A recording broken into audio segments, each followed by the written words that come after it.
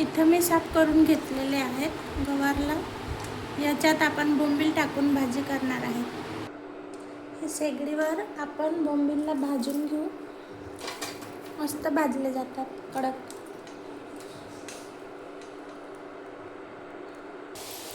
हे बघा भाजले जात आहे. हे बघा मी बोंबील भाजून साफ करून घेतले आहे. आता फोडणी करूया.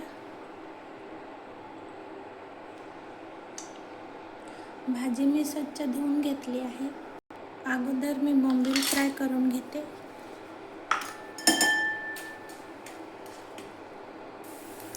बोंबील चांगले फ्राय झाले आहेत. मी इथं लसूण, जिरं, लाल मिरची आणि मीठ, हळद एकत्र कुटून घेतलं आहे. यांना आता फोडणीमध्ये टाकून घेऊ.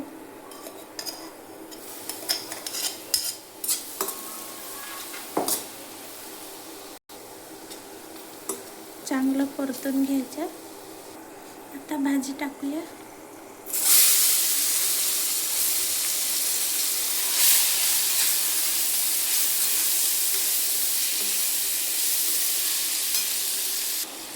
आता झाकण ठेवून 15-20 मिनिटं शिजू देऊ.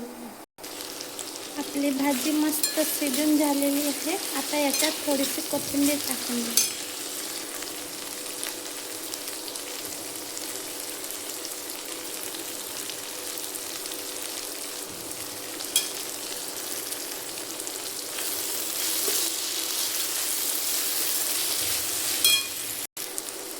भाजी झाली आहे. आता आपण हिला भाकरीसोबत किंवा चपातीसोबत पण खाऊ शकतो.